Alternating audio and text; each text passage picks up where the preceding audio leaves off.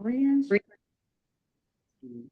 sends her regards and apologies because she couldn't be here with us tonight. My name is Olga Purette. I am the first vice president of the Mystic Valley area branch of the NAACP. Hold the applause. Quita la música, por favor. Tonight's event is a collaboration and part of the Reparations for What series. Our Reparations Committee was formed in 2020 under the leadership of Chiffon Wong. She was our chair at the time. We focused our attention on the federal level and the effort to pass HR 40. Our committee read the book From Here to Equality, Reparations for Black Americans in the 21st Century. We hosted a virtual book discussion with the authors and decided that this book provided such a clear history of the movement for reparations, which is a history that few of us are aware of. We thought each member of the US Congress should have a copy so that they too could have a clear understanding on this topic. Our committee successfully led a fundraiser campaign with a goal that allowed us to purchase and deliver a copy of this book to every member of Congress. In June, we hosted our chapter conversations with Representative Catherine Clark. We also drafted language for an official resolution for reparations that was later adopted by the New England Area Conference and the National Office of the NAACP. During the summer of 2021, we realized that not only did we know very little about the role of white supremacy in our country's history, we didn't know much about the racialized history of our local communities. So we decided to shift our focus to the local level. Following the lead of communities like Evanston, Illinois, Northampton, Massachusetts, and Cambridge American Freedmen's Commission, which is based on transitional justice, we felt an urgency to dig deeper into local history to inform efforts to repair past and ongoing racial harm perpetuated against African Americans. And thus, because we could see that there was such a dearth of information and a gap in knowledge, we initiated the Reparations for What series. Think about it. If you don't know the true history, we can't possibly understand the role of white supremacy or the call for reparations. Which leads us to tonight's event for a fruitful round table discussion. Thank you all again for being here. Now please put your hands together for Jennifer Yanko.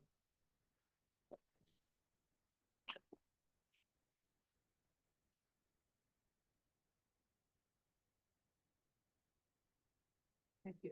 Thank you, Olga.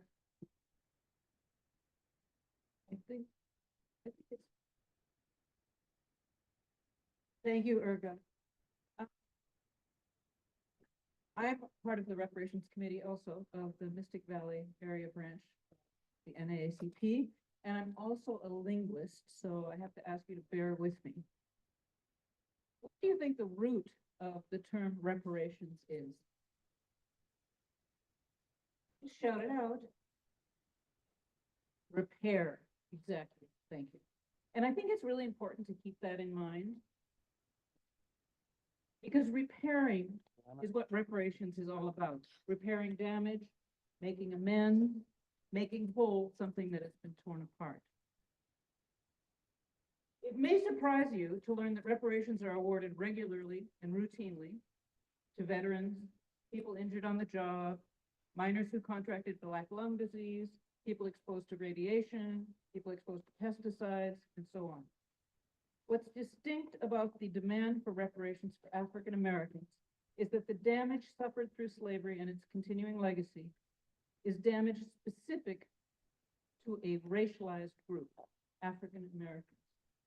As Cornell William Brooks, the former president of the NAACP, notes in a recent article, reparations are awarded to all kinds of groups. All kinds, that is, except Black people. While there are lots of cases of reparations, few address racialized harms. An exception is the case of Japanese Americans. During World War II, some 120,000 Japanese Americans, many or most of whom were American citizens, US citizens, were summarily rounded up, stripped of their possessions, and shipped off to heavily guarded concentration camps in the interior of the United States.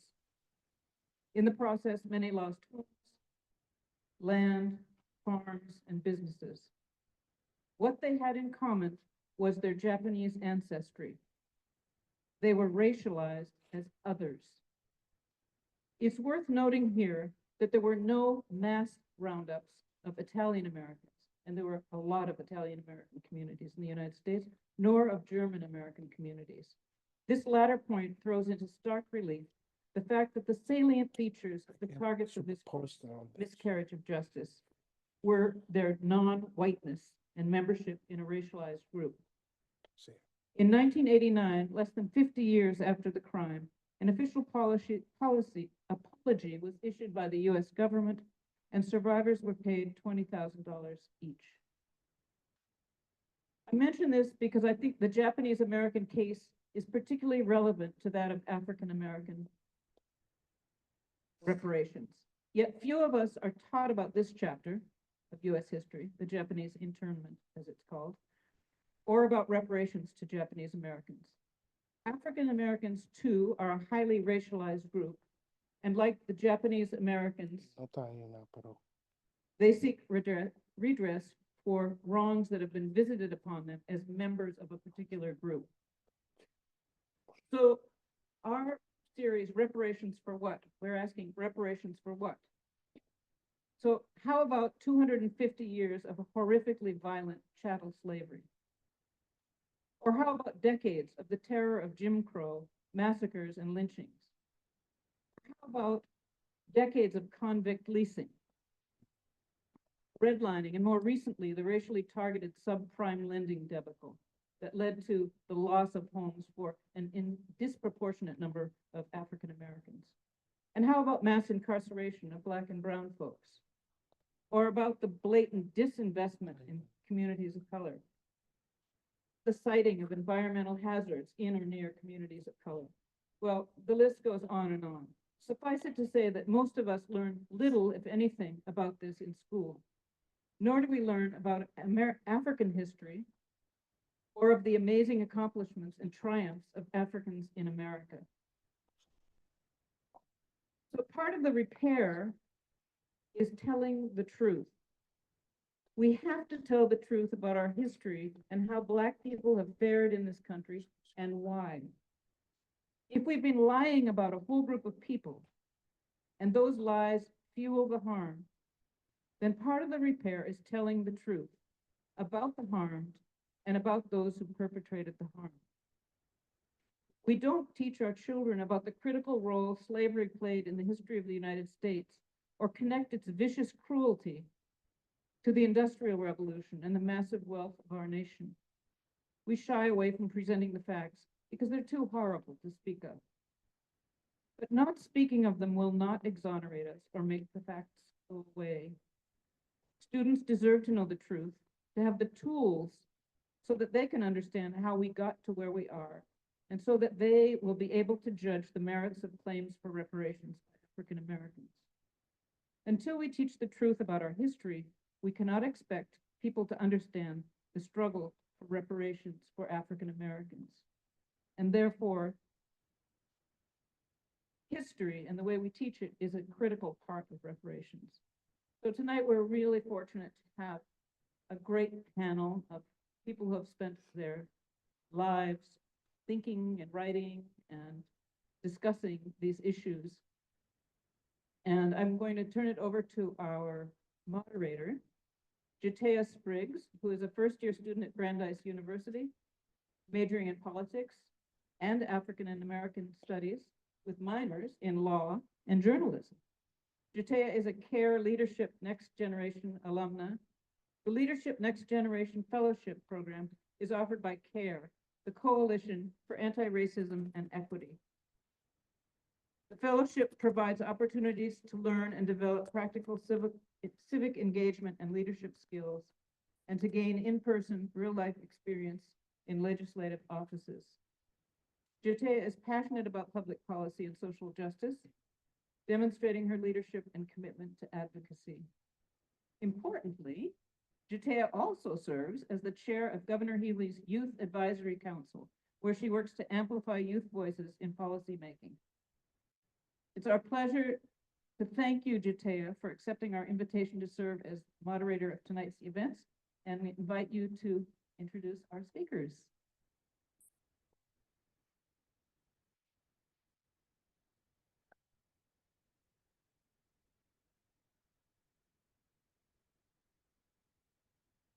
Hello, thank you so much for the kind introduction.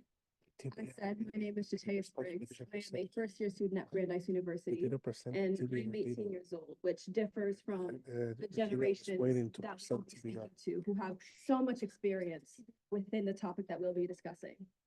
When we talk about reparations, it seems a lot like literally my generation. Promise that was given to us but never followed. So when we talk about education, Yeah. seems that's as close as we are So to she's kind of speaking the to, generational divide. she's In our coming here history at books, 6:15. in my history books, we've been talked about a whitewashed version of history. Often talked about I'm not Christopher gonna tell Columbus, her. George Washington and Thomas Jefferson were heroes, often erasing or covering up the trauma that they inflicted. When they erase this, they are trying to convince my generation to love America and convince us that nothing is wrong with it, which unfortunately is a bit far from the truth. You're gonna I've often touch- been told that education is elevation. So when we discuss and when we try to cover up the history that we have been neglected to talk about, it only holds us down further. The less we know about our history, the less we are to try to break the generational divide and trauma that has been caused for so many years.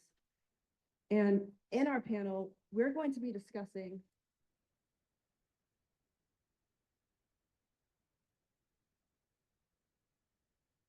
sorry.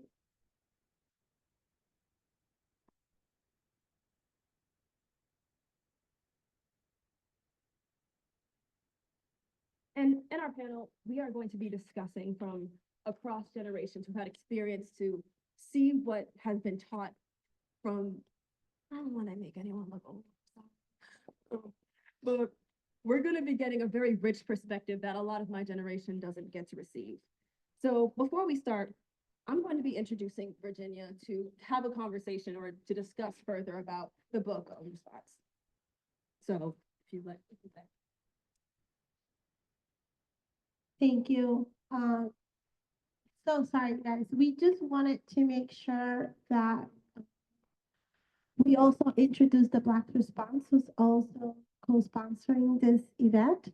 And this event is part of community education workshops series. We do these twice and want to bring this to the community. So I am Virginia Cuello, and I am a Black Response core team member. And I have a small video, quick introductory video of why we do this, who we are, and why we're here. Thank you.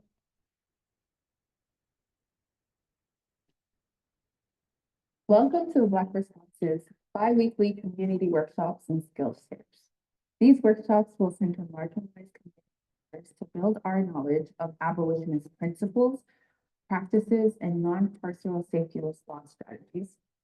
We're building community capacity for collective care, mutual aid, and create safe spaces that can grow public support for defunding the police and community safety alternatives. But you might be wondering, what is TBR? Black Response is an abolitionist research and advocacy organization that envisions and works towards building a more carceral and harmful response. We seek to uplift the Black, brown, and otherwise marginalized communities in Cambridge and everywhere by working to unbundle and abolish policing, to fund the police to invest in communities, and support the building of alternative public safety, and the development of community care initiatives. We operate as a type of nonprofit membership cooperative whereby TBR members make decisions about and for the programs and operations of the organization. You might be wondering what abolition is. Abolition is the practice of dismantling and removing a system. When we say abolition, we seek to abolish the prison industrial complex. Prison industrial complex abolition is a vision with the goal of improvement, and surveillance and creating lasting alternatives to punishment and imprisonment. The Black Response is an abolitionist organization. We operate with transformative justice principles. Meanwhile, traditional justice models, like carceral systems, hand the problem over to the state and state experts, thinking of lawyers, judges, police, principals, whereas carceral systems ask what law or rule has been broken, and what is the punishment. A system of transformative justice might ask what harm has been done, who has been harmed, responsible for repair, what needs to happen to repair the harm, and prevent future cycles of harm from continuing. Are you interested in learning more about transformative justice, prison industrial complex abolition, or just want to keep in touch? Go to our website, theblackresponcecambridge.com, and sign up for our quarterly newsletters. Thank you for watching. We just wanted to let you know that we do have more events on the pipeline, and if you want to know more about other events that we have, you can send us an email here or scan the QR code and add yourself to our list. And before I pass it on to wonderful panelists, just wanted to let you know we have some refreshments in the back, and if you need to use the bathroom, it's outside to your right. Thank you so much and enjoy.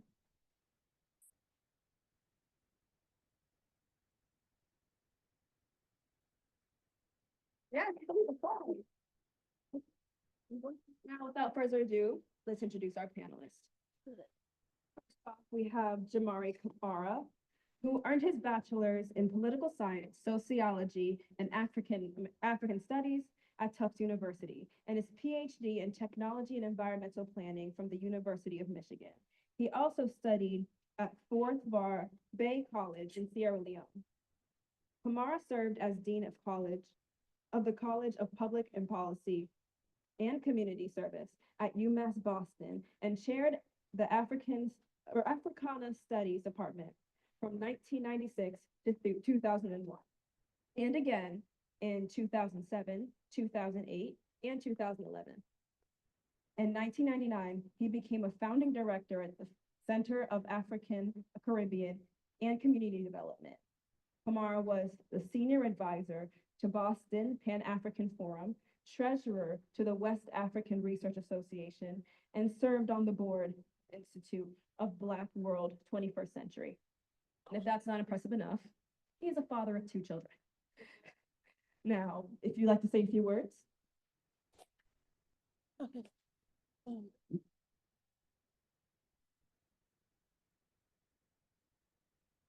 Sorry. This is both of you can. Thank you, guys.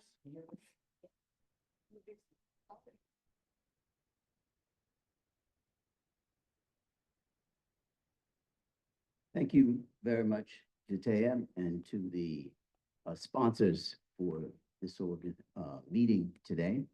It's really a pleasure for me to be here. However, this time that we're in is really one of critical importance to all of our communities. It has been suggested that in struggle, there are decades in which nothing seems to happen. And then there are weeks, which it seems decades. We're in a moment in the story in one of those times. Now, there's a context within which we're having this conversation. This happens to be Black History Month. And as part of our story, there are events, days, there are things which we commemorate, which we reflect upon, and which pose challenges to the narrative in which we're engaged. As we explore this question of decolonizing history and the requisite necessity to engage that in our school system. First challenge must be to consider what the nature of colonization is. That we in fact exist in a particular kind of state and circumstance. That where we are, we find ourselves in the midst of a white settler colony. And in that context, there's a history. And in the exploration of that, one of the things that I use as a parameter for the discussion of this, certainly in my teaching, and it's interesting, Jatea, because my first teaching job was in the African Studies Department at a place called Brandeis University. One of the first things we explore there is the question of, when we're talking about history, is who is he? Not complex. Who is he? Because he's telling you it's about his story. And if you are not the subject, then you are the object of the story. And the story which is being told and repeated in repetitive form is the story of the white settler colony. That's who he is. He is the one that controls the narrative. That's how we have a Gulf of America. He is the one who controls the naming, the construction of ideas, a narrative story. And if we are to confront that, then we have to be able to engage in an analysis that will not only put forth a story in which those who have been colonized become the subject, but also have the power within which we can then reproduce that analysis and that story and convey that to our young people. Today, in the context of our story, I'm sure the organizers of this event conveniently chose this particular date in our story. Because yesterday we commemorated the first Pan-African Congress, led by W.E.B. Du Bois in 1919 in Paris, following the Treaty of Versailles, where people of African descent from around the world convened in the first of a series of Pan-African Congresses that led to the meeting in 1945, from which a series of young African students who were studying in Europe would then return home to shape the nationalist movements in their country. Tomorrow, we will commemorate a very important date in our story. That is the assassination of Malcolm. The 60th assassination. But today itself is a unique day, because as we talk about abolitionists in our story, today we commemorate the death of very important abolitionists in our story. Frederick Douglass died on the 20th of February in 1895.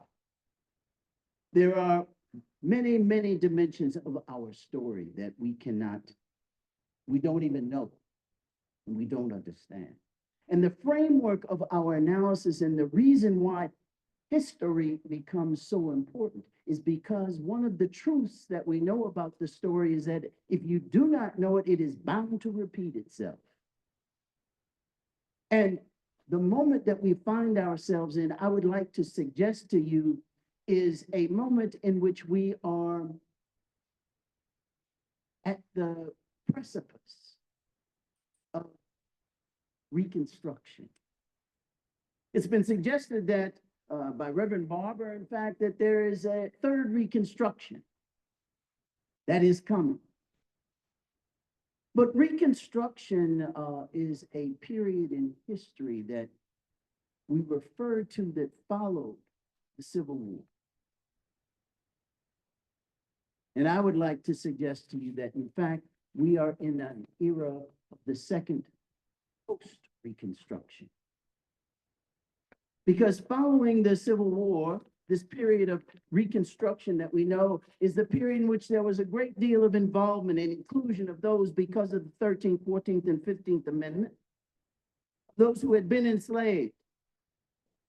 There were over 600 Black elected officials around the country, 2 speakers of the House, the first Black governor, you know, in this country, it wasn't Paul Patrick.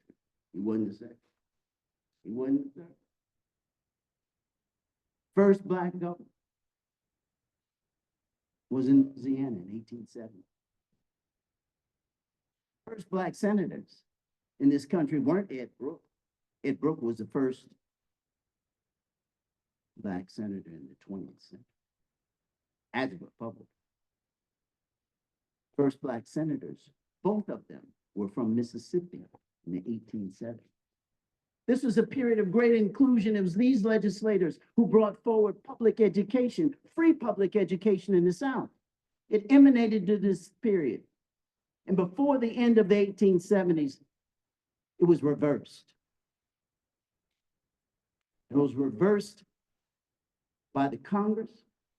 It was reversed because, in fact, federal troops were removed from the South because it was the guarantee of martial law that guaranteed federal rights. By 1883, the 1875 Civil Rights Act, which followed the original Civil Rights Act of 1866, was overturned by the Supreme Court. And that's when we begin to have the emergence of Black codes and Jim Crow laws. And by the turn of the century, 1901, there are 0 Black elected officials in Congress, even though there were 20 congressmen and senators. For the first quarter of the 20th century, there was 0 representation in the House of Representatives and in Congress in this country. And we are entering the period now of the post-Second Reconstruction. Following the gains, it took us 100 years in the Civil Rights Movement in 1964 to return to the implementation of the great Civil Rights Act that we acclaimed and the Voting Rights Act of 1965. The Civil Rights Act of 1964 is based upon the original Civil Rights Act of 1866.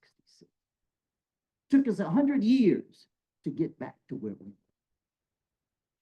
And now the clock is being rolled back in seconds. And by the side of the current leadership, we have the world's largest billionaire now opening immigration.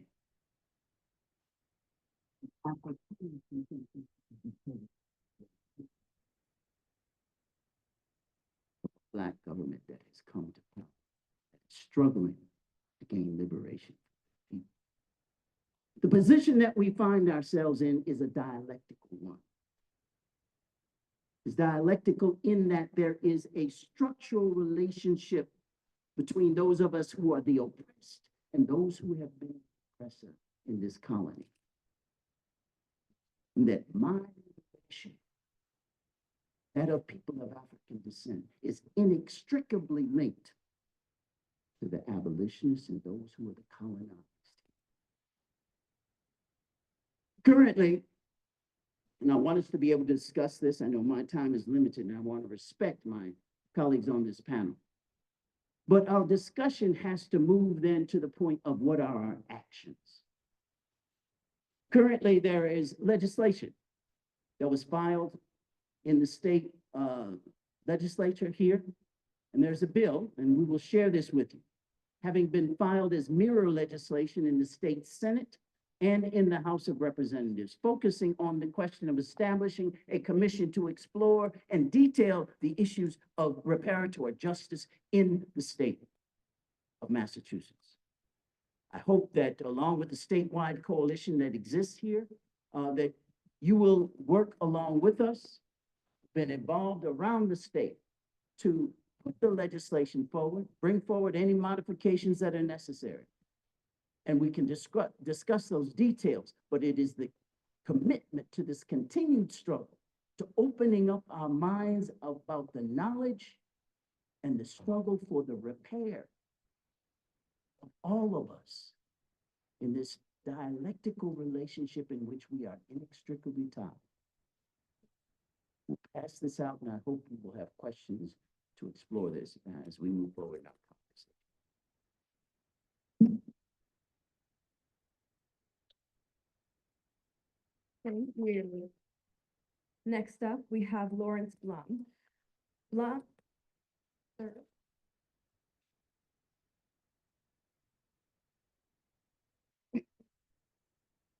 Well, next up, we have Donald Yakubin. Nakivon, I apologize. Yakubon is a lifetime associate at Harvard University Hitchens Center from African and African American research. Vintage book release, Teaching White Supremacy, America's Democracy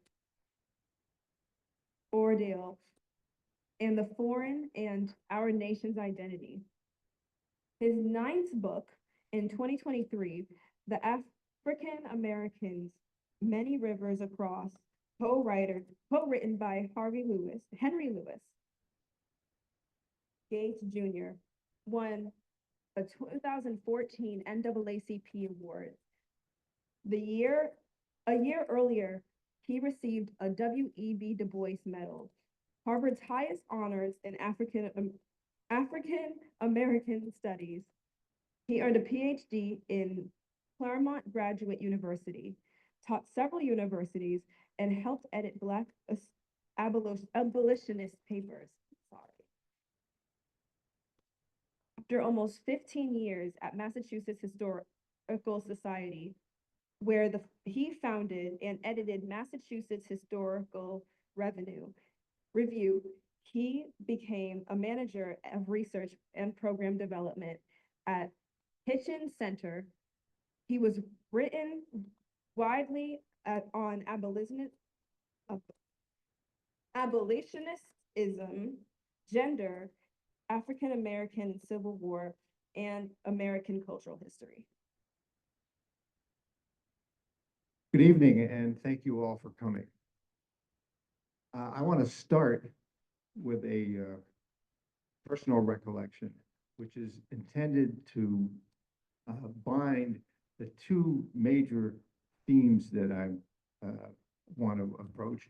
That is white supremacy and its impact on teaching and the formation of American identity.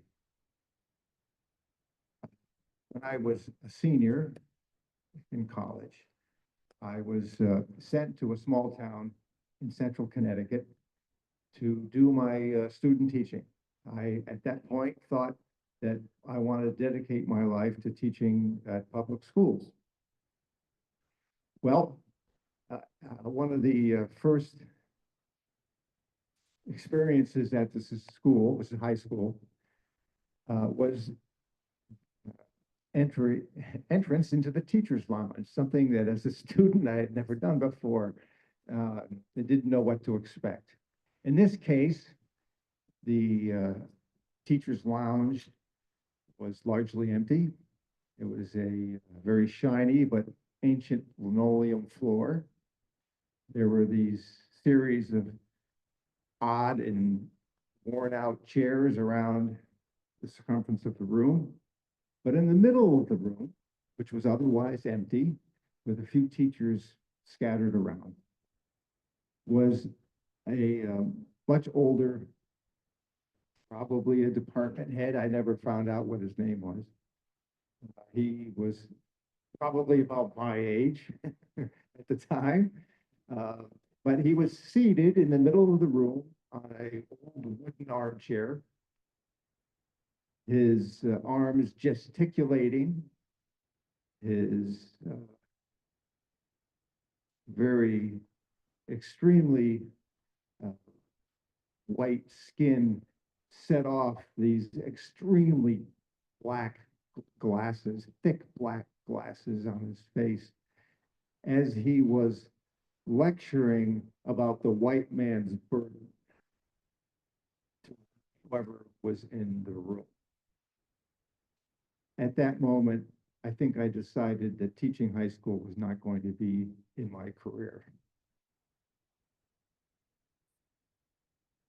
This links what I later, much later, decades later,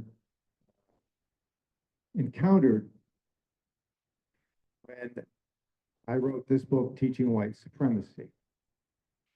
It links how we have been, how we have thought of ourselves, and how we have transmitted that identity to generation after generation of school children.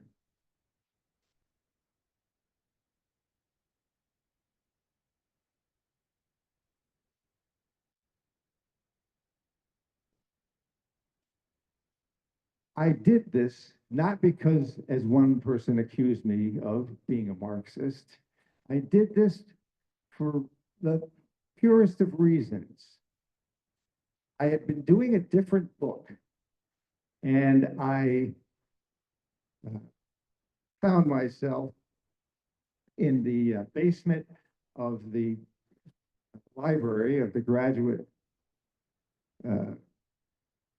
school, at teaching graduate school, educational graduate school at Harvard University. And I was confronted by a collection of 3,000 textbooks stretching from 1800 to the 1980s. I had gone there looking for what I thought was a couple of textbooks that might reveal to me what historians or what the public had thought of the anti-slavery movement over a brief period of time, which was the central part of my research at the time. Instead, I found a collection of 3,000 books and didn't know what to do. So I started in 1832, the year after William Lloyd Garrison's Liberator was published, looking for what they had to say. I was astounded by what I found. And each successive book that I looked at only affirmed and reaffirmed what one book was published in 1930 said on its very first page in capital letters: the story of the white man. This is the way Americans had thought of their own history and wrote that history to the exclusion of just about everyone else. Everyone else was either unimportant, ignored, or explained as a problem that one textbook said took many years to solve. Well, as an example, I want to pick one from one of the most successive historians in American history. David Sayville Muzzy came from Lexington, Massachusetts. He attended Harvard. He attended the Sorbonne, University of Berlin, Union Theological Seminary, and got a PhD from Columbia University. He was one of the most educated and talented historians to write. a textbook. His first textbook came out in 1911 and was still being used 50 years later. In fact, I had one version of it when I was in high school. His version of American history was unlike most other books at the time, which condemned the anti-slavery movement. He glorified it. He hated slavery and rebuked the North for making millions of dollars off the sale of people of African descent. So therefore, I thought, well, this is pretty interesting and pretty unusual for his time period, writing from 1911 into the 1940 when he finally retired. Except I kept reading, and he wrote, as for Native Americans, he referred to them as quote unquote savages, who had reached only the stage of quote lower barbarism, much like, he said, quote, the Mississippi Negro of today. As for African Americans, they were, he assured high school students, a race, quote, centuries behind whites in civilization.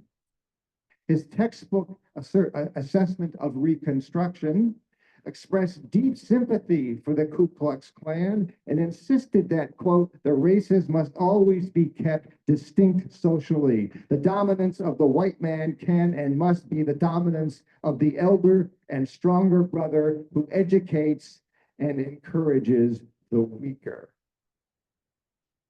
For Muzzy and for most of his contemporaries in the world of education, the presence of savages and Negroes in the country constituted its, quote, central race problems.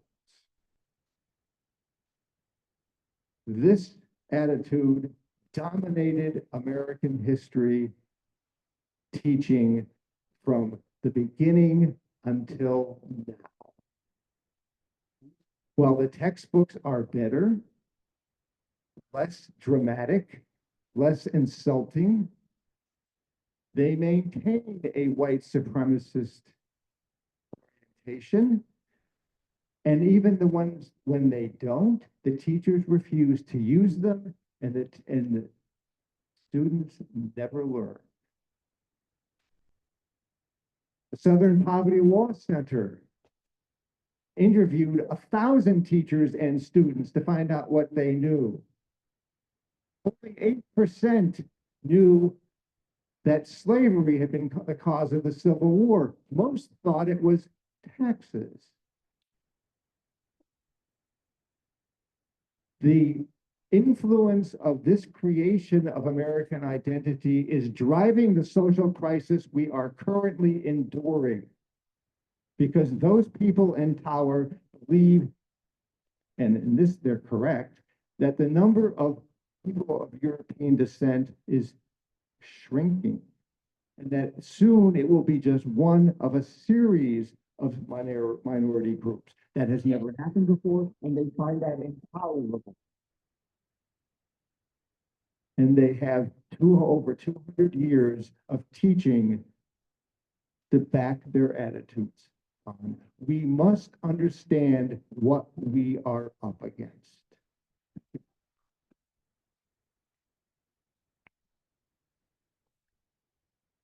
Thank you. And finally, we have Lawrence Blum. Blum is an emeritus professor of philosophy and distinguished professor of liberal arts and education at UMass Boston, where he taught a course on race and racism, education, multiculturalism, and political and moral philosophy.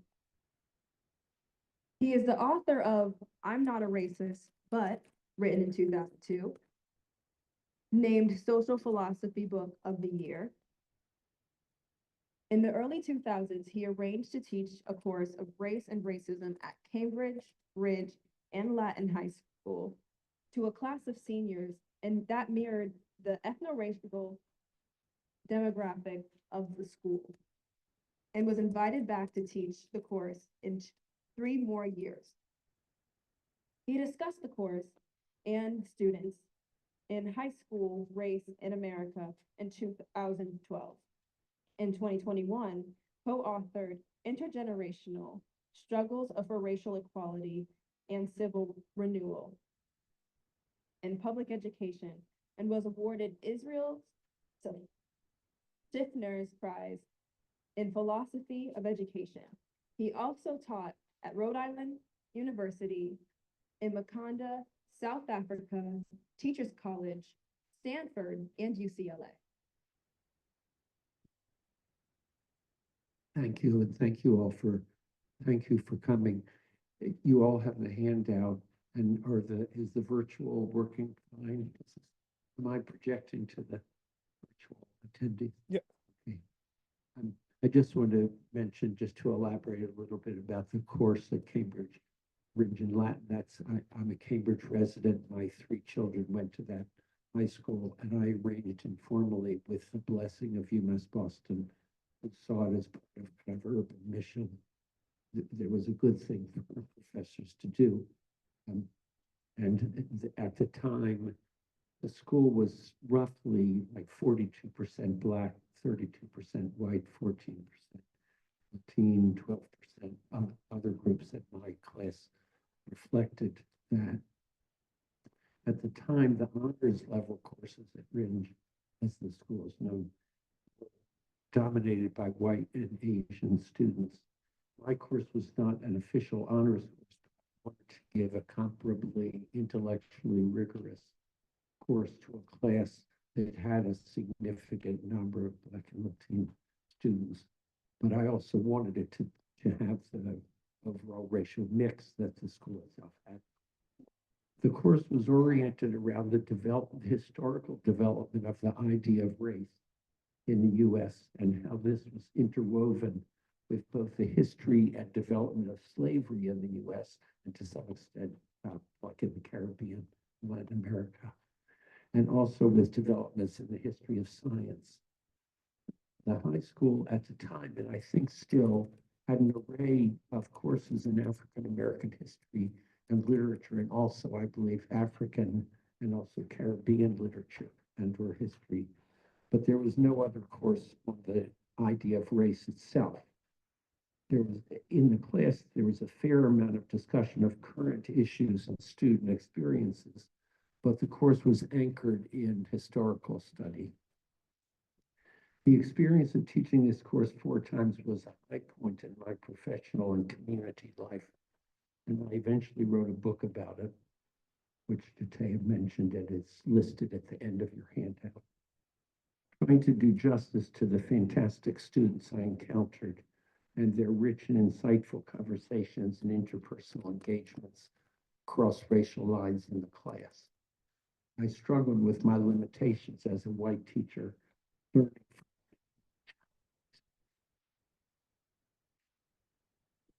teachers about those challenges.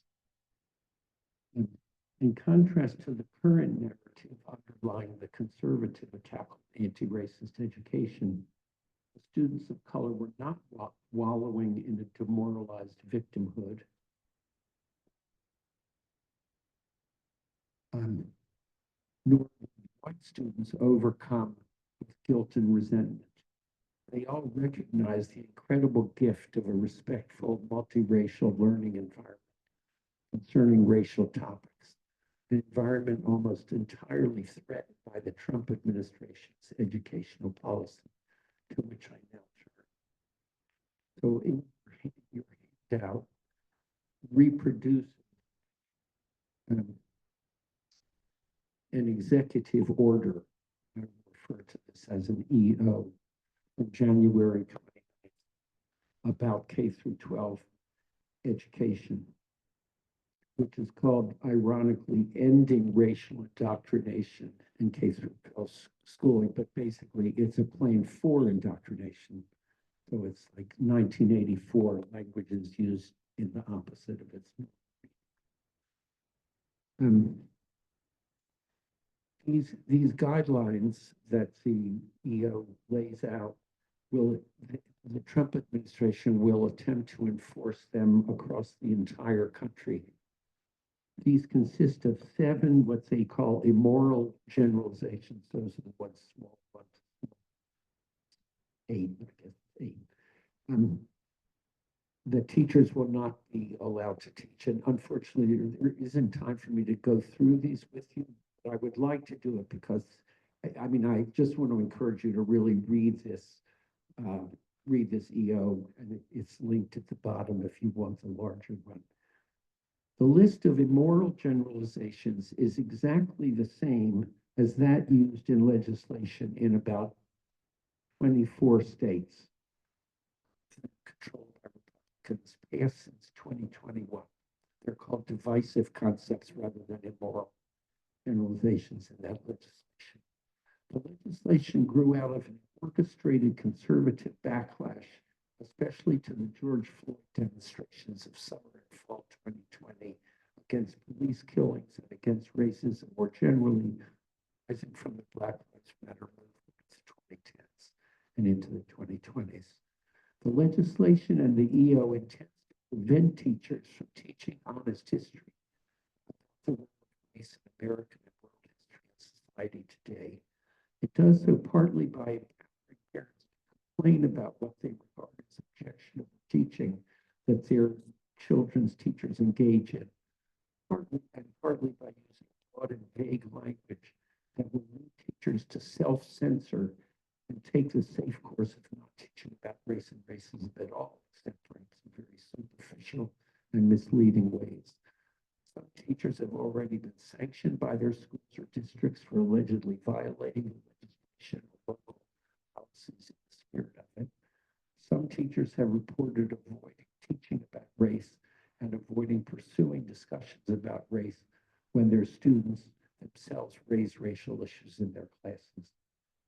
A very reputable 2022 study by the RAND Corporation found that 2/3 of teachers, most of them outside of states that have this legislation, have self-censored in this way. Other teachers have left the profession,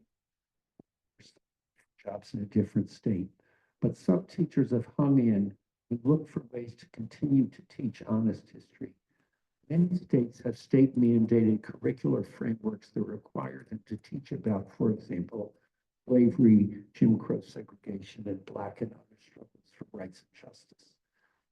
And this cannot be done adequately without bringing in ideas of systemic racism that the Trump administration strongly disfavors. The EO will now spread these suppressions and fears even more to schools and states.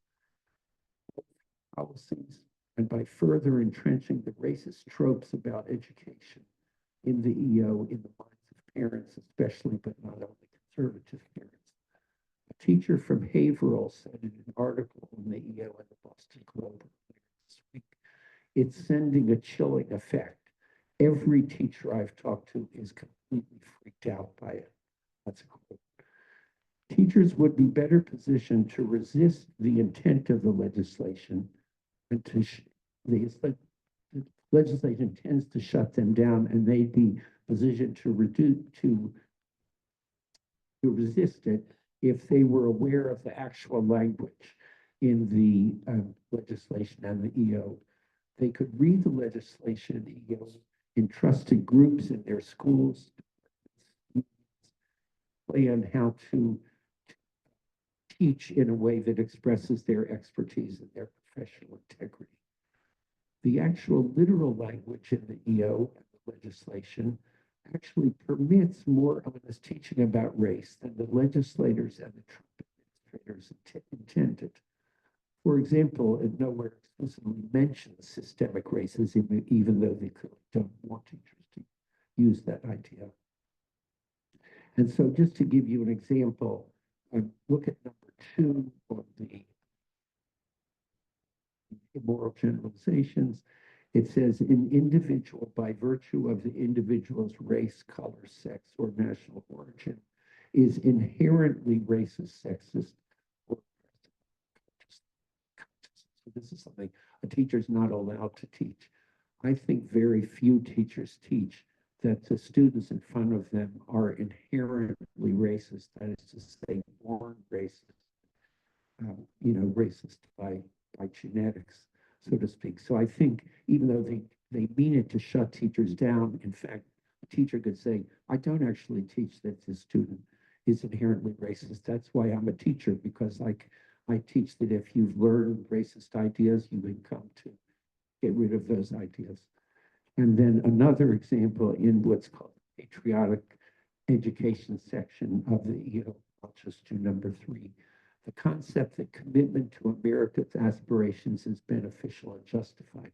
This is a little bit complicated, but I think that teachers could say that ideas of liberty and justice, even though they haven't actually been lived up to, do count as aspirations in the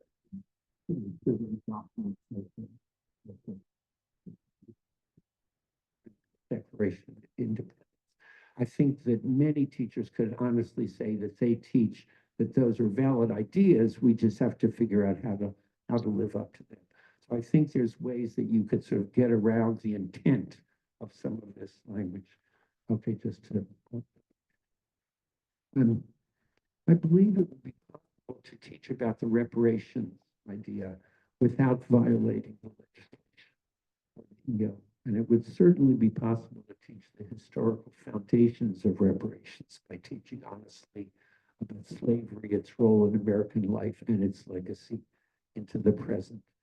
Teachers and their public schools need to be supported and defended by a broad-based movement of students, parents, teacher unions, and communities as part of the broader to stop the Trump agenda as much as is possible. Such a movement could potentially have a real impact on education, I think. Parents and community people should be informed about the legislation and its potential harmful impact on teachers and, of course, on children as well, and offer support and allyship with teachers.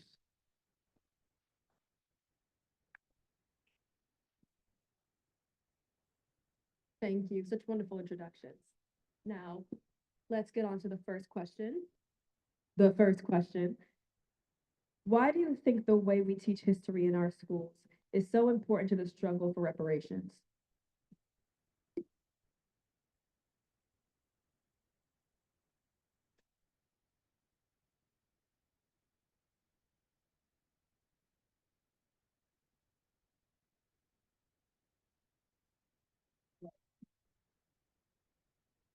I mean, I think that a key thing about teaching, it's more a kind of foundation of reparations than specifically about reparations itself, is to recognize that something that happened in the 1800s can still have an impact on today's society, given what happens in between the end of that period, the slavery period, and now.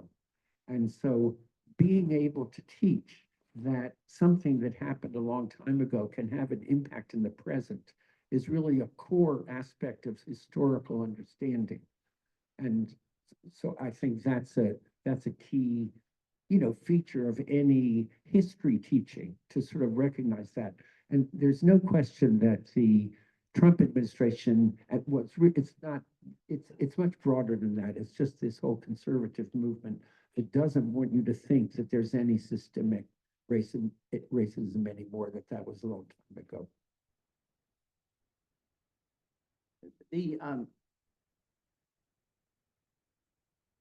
want us to engage the challenge of discussion of reparations while linked to this historical context of enslavement in America, not as an abstract concept, but as something that is ongoing, continuous, and faces us today. For example, in one of my classes, first day of class, after everyone has introduced themselves, gave them name, rank, serial number, And as part of the introduction, you've explained to us both your race and your ethnicity. And so the question then is asked, well, is there anyone, first of all, is anyone here that's white? Is there anyone that's white? Anyone white? Yep, you raise your hand. How do you know white?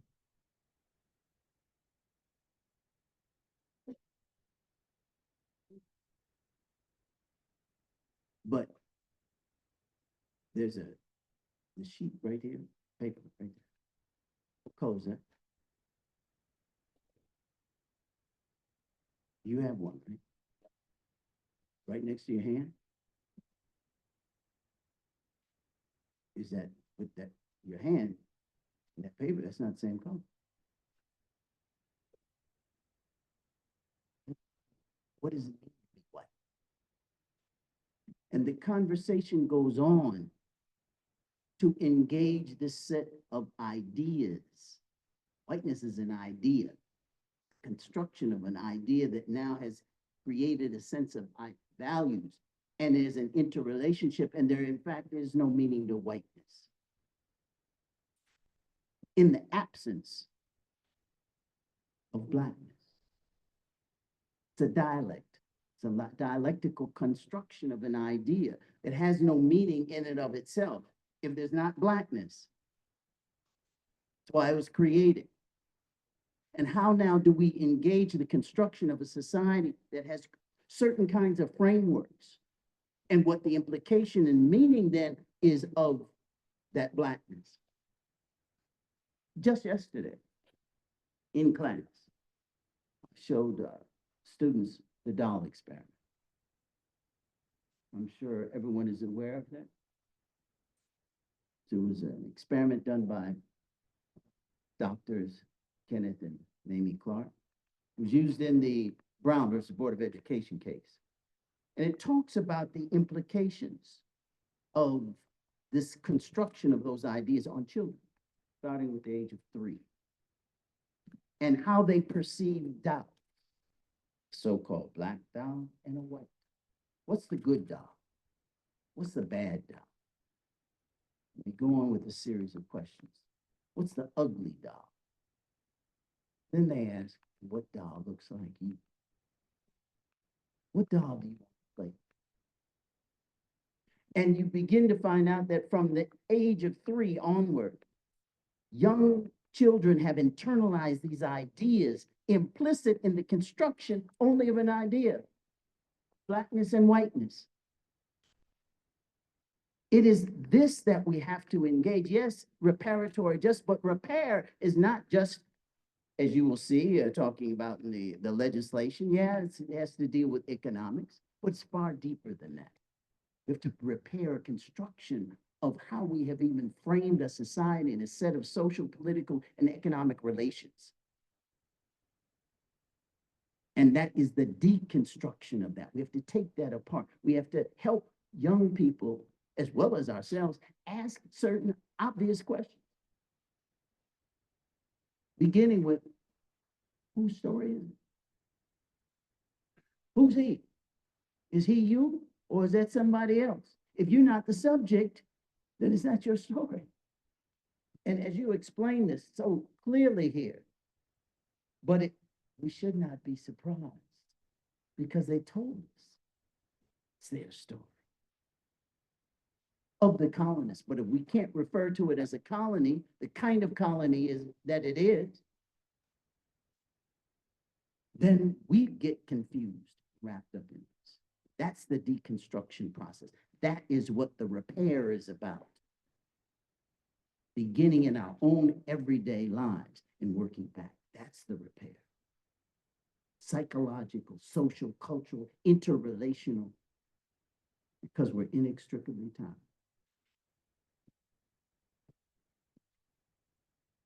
Excuse me. I believe that nothing can be accomplished until we appreciate the history of this issue, nothing can be accomplished. Because what we have been believing from the founding is the supremacy of people who look like they're from Europe. The absolute supremacy. And that people who did not look like that were inferior or a threat. Let me give you an example. Samuel Sewall was the judge in the Salem witchcraft trials. Probably you've heard of him. He also was the author of the first anti-slavery pamphlet in what became the United States, or in the American colonies, in 1700, called The Selling of Joseph. He was, as so many of Northerners became later on, much later on, a rabid anti-slavery exponent. He damned slavery as unjust, unchristian. Okay, sounds good so far. And early too, 1700. However, when you read his pamphlet and read his important 2-volume diary, he reveals more, a lot more. He revealed that his fellow colonists in Massachusetts could not tolerate the idea of a person of African descent free to do and live as they chose.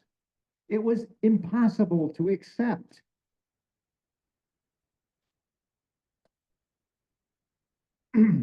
Even those people of African descent who had proven themselves extremely talented in one area or another, it didn't matter. If they were free, it was intolerable. And the idea of Blackness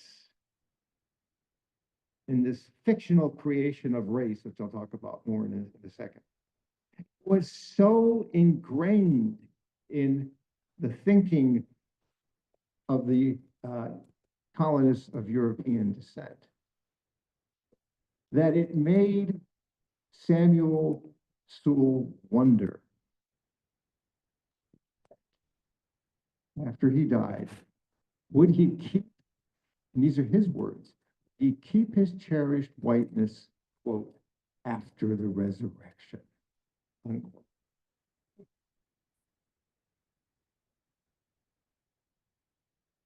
So many Northerners afterwards expressed the same ideas over and over and over again. It was embedded and ingrained in their idea that there were races and that people of European descent were at the top of the list. In below that were people of Asian descent, Eskimos, et cetera, and at the bottom were people of African descent. This was an idea created in the early 18th century, and it only grew in justification and in the scientific community. There's no evidence for this. There are no such thing as races. It's a social, political, cultural construct. It's not a scientific fact. Yet it has controlled our civilizations ever since. And until we can abandon this ridiculous hierarchy, we can never make progress.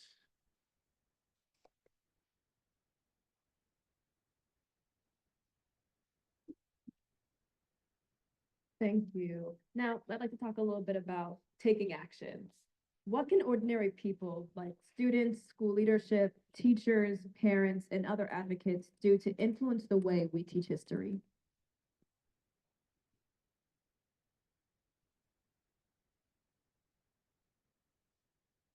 This is such a terrible problem for current society.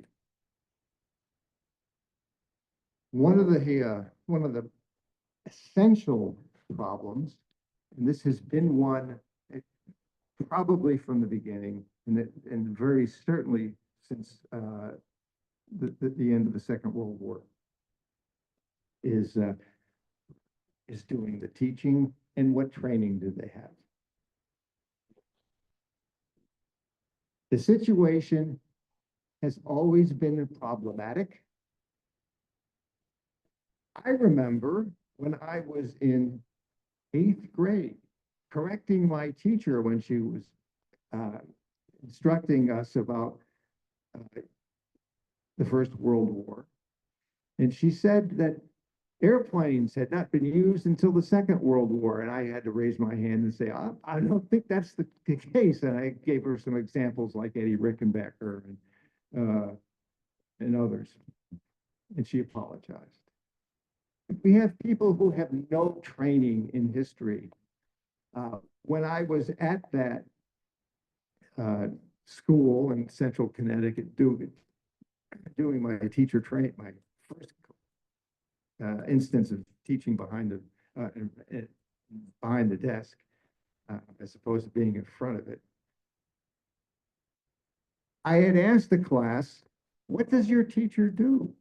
I was left alone. I was left alone in the class, and so I asked the kids.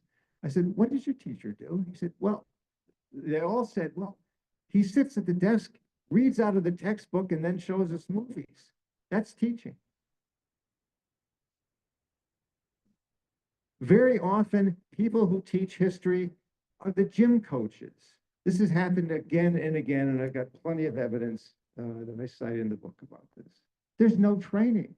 And the situation, because of politics today, is getting worse. Teachers are being barred from teaching, as we've been discussing, these issues.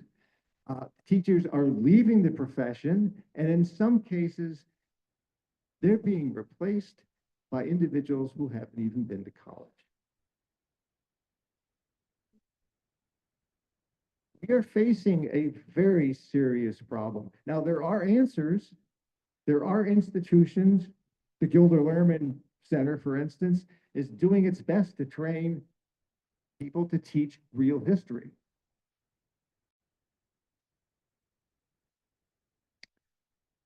Being overwhelmed.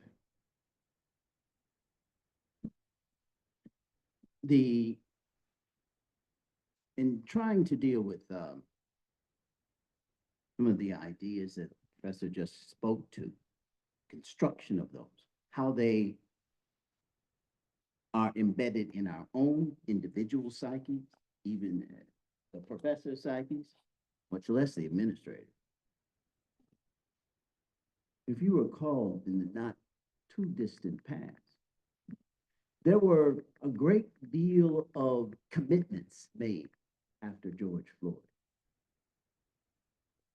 Institutional commitments, both in the private sector and the public sector. I will only speak to one concrete situation where I teach, public institution, higher education at the University of Massachusetts, where there were commitments made to the transformation that we need to engage in at the institution. We need to put more money into our scholarship funds. We need to have courses. We need to have training for our faculty and staff. There's a commitment to a series of training sessions for faculty and staff. Deal with anti-racism training. Let's strike at the core of this issue and really confront it head on. Training, commitment to 6 sessions, voluntary to begin with. But this institution now needs to, in fact, have requirements for our students as well as our staff. Before you leave this institution of higher education, required courses to deal with anti-racism. Today, 2 of 6 voluntary sessions have been held. 2. The other 4 they never followed through on, with a provost who said, and we in the administration will be the first to sign up for it. 2, never followed through. There's no mandatory course for students even graduating from higher institution of higher education to deal with any of these issues. How can we become transformed? If we're saying that it is important, then let's require it. Require math, require writing skills. We're not serious. We have not seriously made the commitment to engage in this. The last thing I'll say to this, and both of you spoke to it, and I think it's something we have to deal with, is the attention now under this new administration to push these issues and even some resources to the level of the states. States need to determine this. And that's a challenge nationally, given what happened with Shelby versus Holder and the gerrymandering that's gone on, and the states being now controlled and gerrymandered by the Republican Party, and the majority of them across the country. However, in Massachusetts, what are we going to do? If it's going to be pushed down to the state level and the local level, how are we going to follow through at the level of the state, the level of our own communities, in terms of mandating and confronting this, the training of teachers, the use of resource and the allocation of this, and mandating courses so that students are forced to deal with this and teachers are trained. Otherwise, we're not serious.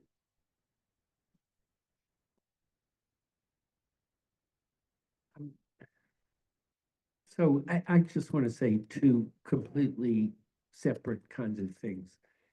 I think there are a lot of really excellent history and social studies teachers, and that there are more of them now than there were before. But when my children came up through the Cambridge public system, they just had fantastic teachers all the way through. And 2 of them became teachers because they were so inspired by their own teachers.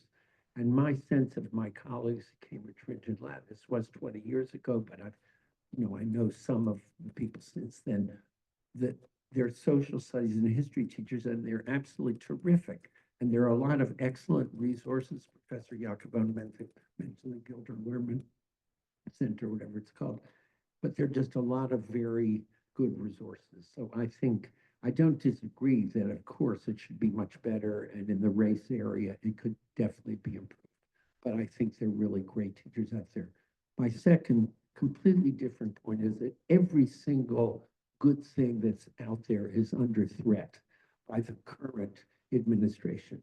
It was one thing, as I discussed, in these state level things that went on between 21 and 25. They only happened in Republican dominated states.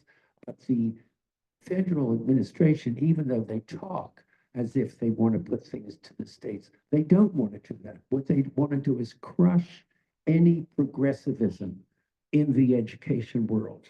And they basically, and I'm just going to say this, they want to destroy the public school system as a system. So if you're hiring people who don't have any qualifications and haven't even gone to college, that's a way of destroying it. And they want to turn it over to private entities, including evangelical schools, religious schools, other kind of specialized schools. And the whole idea that public education is the core of the building of a multiracial democracy, because at least there's a possibility of having mixed classes and teachers who know how to help the students learn from each other. It's aspirational, but it is a lot better than what they want to do with it. And I'm just, it's a wake-up call. This is late February. You all know every single day some absolute outrage happens in this country. And you just don't, your head's in a spin. You just don't know what's going to keep happening. So we just have to keep awake and, support the teachers.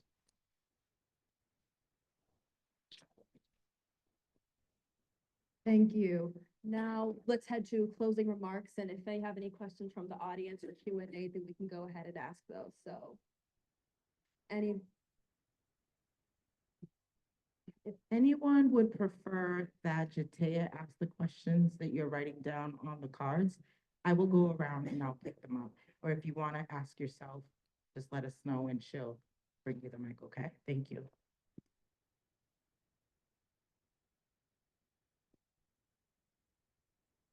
yes, so do we want them to do closing remarks first and then the Q? Okay. Any of your closing thoughts?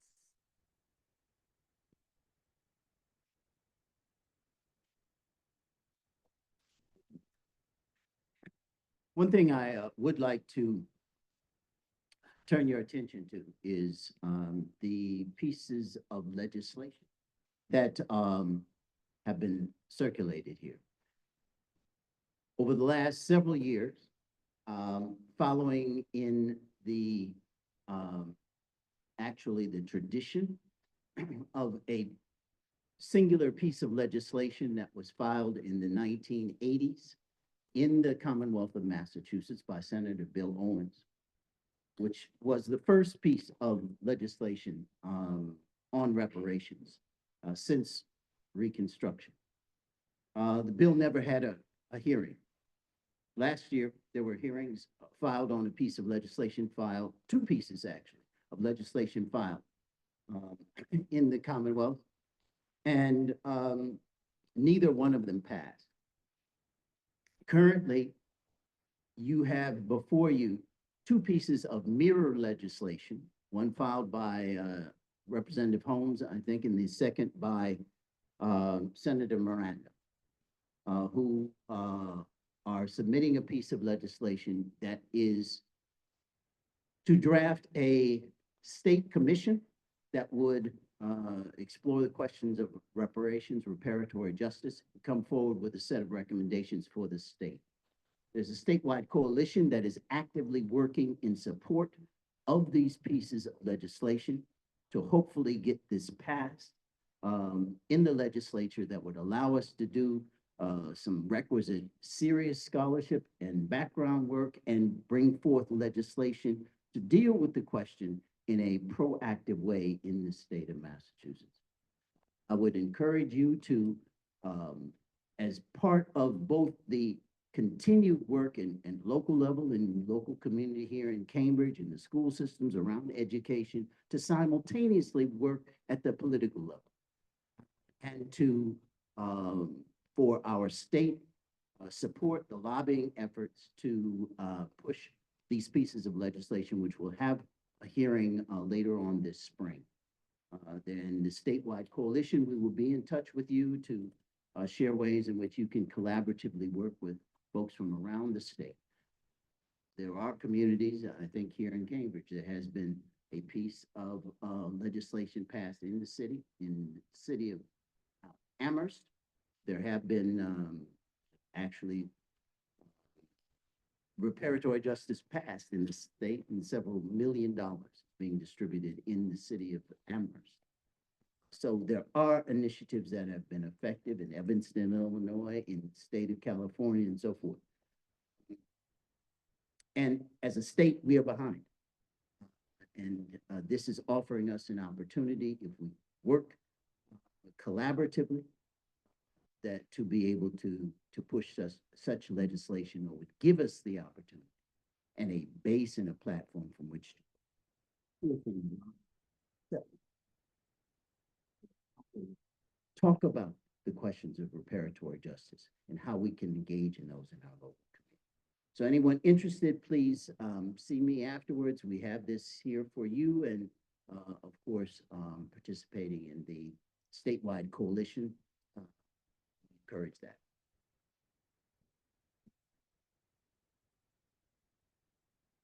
Well, let me end with some more, a bit more of a warning.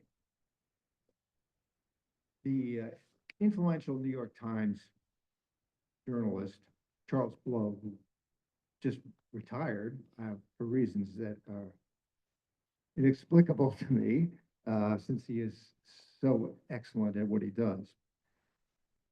Charles Blow was born in 1970. So what he reveals is pretty current when it comes to the impact of education and teacher training.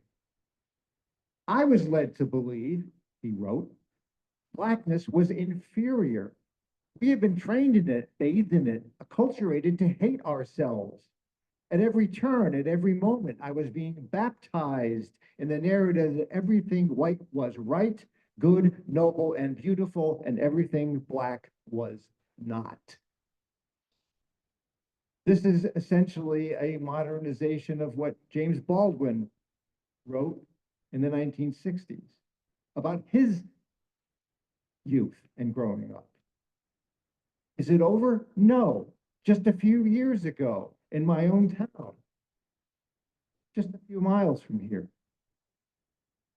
there was a protest of Black students in high school, along with a branch of the NAACP, protesting treatment of African American students in the high school. At the protest, one of the female students said, I am not going to lie.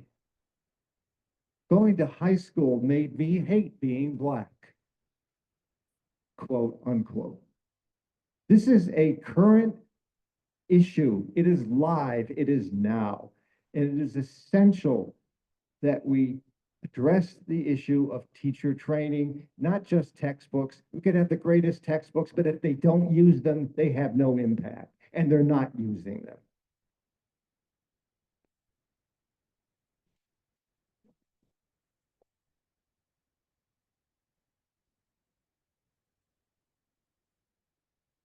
Okay, thank you.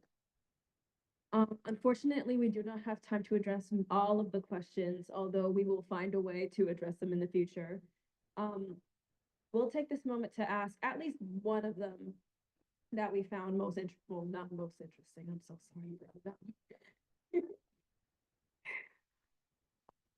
One of the anonymous people from the audience asked, how do we overcome mass residents' idea of exceptionalism?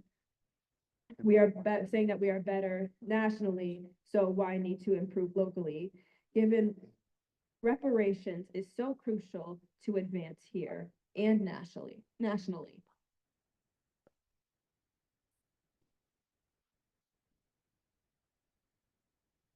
I did not mean that like it was the better question. I just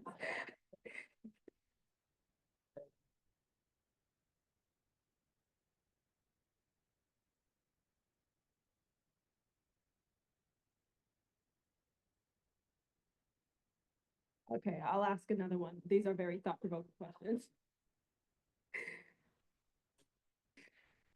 We're just gonna go through, okay, now. Given the current climate, how can we stay in a proactive mode rather than being forced into a reactive mode?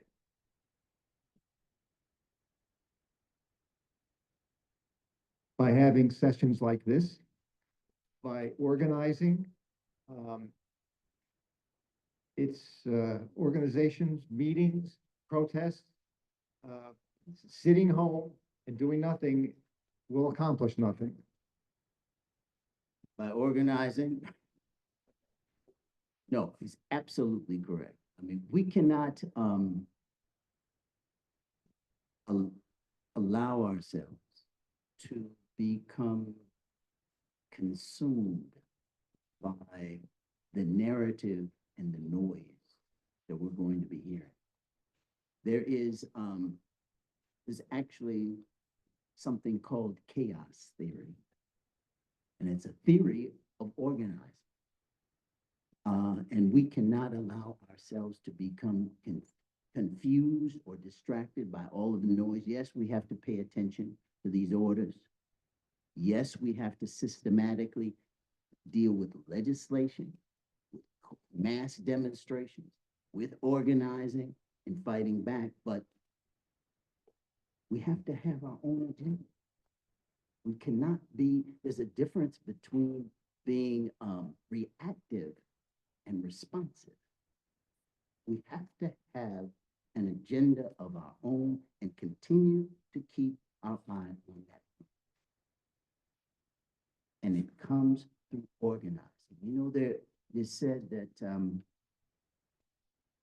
price of freedom is eternal vigilance.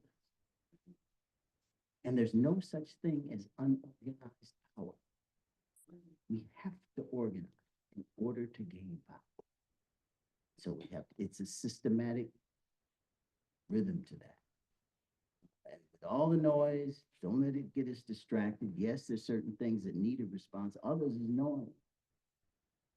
You have to be focused and clear. Just to add to that, of course, one doesn't want to just be reactive, but some of what we're defending are things that you wouldn't have thought you would need to defend, but you are going to need to defend them in this particular climate. So, we also, I agree with my colleagues here. We all agree that we want to build a better world and a better society, and that's a vision that helps you when you go to a demonstration at the State House or, in your hometown. But at the same time, you kind of have to know what is at stake in the moment that you're in. And some of that will just be holding just like the basics of democracy that you wouldn't have thought would even be under threat. Because for your whole life, you took for granted that, say, elections, it's good if a lot of people vote. Well, there's a bill that's coming up before the Congress next week that would essentially take the voter suppression things that have been going on for the last number of years and put them on steroids and make it so that many fewer people can vote. You wouldn't think, do we have to defend that? Yes, we have to defend it. Thank you. Well, the big light's on, so that means we have time for possibly one more question. Tell me yes, tell me no. Yes, anyone in the audience, yes, your hand is up. Yes, thank you. This has been really important. I'm wondering, thinking back to the teach-ins and other underground educational practices that people engaged in lots of different times and places, and wondering about your thoughts about resurrecting that in addition to fighting and trying to change things on the official level, setting up small classes in people's houses or, in churches or synagogues or mosques or community centers or here, and doing it in a way that's educational, but also joyful, and using the arts and trying to get the kids to go out and tell other kids to come, so possibilities of doing things that are educational and joyful and creative in whatever spaces we can find alongside the fighting the big fights in the big official spaces. Absolutely. I absolutely concur with that. And there are many, many ways we can do that. You laid out a nice blueprint there in terms of some of the techniques that we can use. Also in the defense, as Professor was speaking about, of the space that some of us thought perhaps we'd never have to defend, that those were gains that we had acquired, and now there is the assault on those. The preparation of those events that some of us lived through and some young people think are like ancient history. We need to do that. On April the 26th, there will be a mass demonstration in Boston commemorating the whole desegregation dynamics here in Boston. We need to be present. Next, in 2 weeks, we are going to be taking a delegation of young people from UMass Boston and the greater Boston community. You're welcome to come if you can, to Selma. And they will go to Birmingham and to Montgomery. And they will participate in the 60th anniversary of the bridge crossing, the Edmund Pettus Bridge in Selma. It is a life-transforming experience. I mean, when he was much younger, I took my son, it was years ago. It transforms lives. These are the kind of experiences. Yes, it is tied to our story, but it also brings that alive.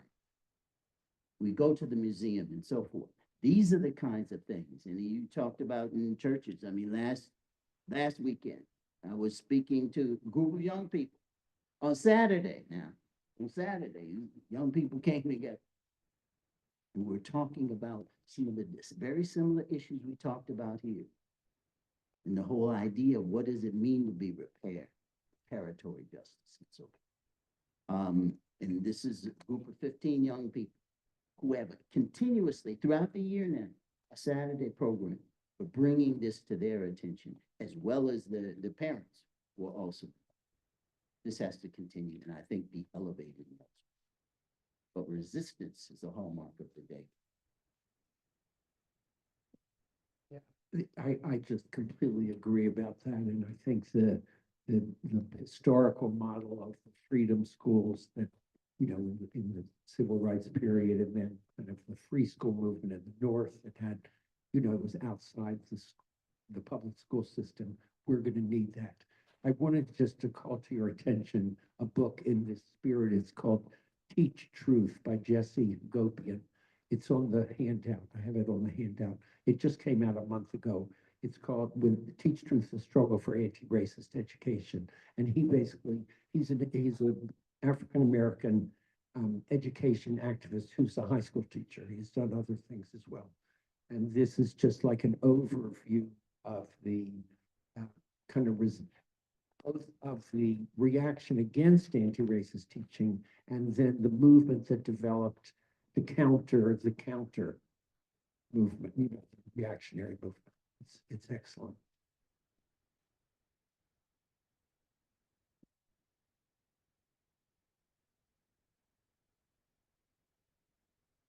Thank you. And thank you too much to our panelists. Please give them one final round of applause. And also a round of applause to our hosts. Thank you so much for holding this event. And we hope you all, unless there's anything else to say, please tell me now. We hope you all have a great night and a safe ride home, and thank you for coming.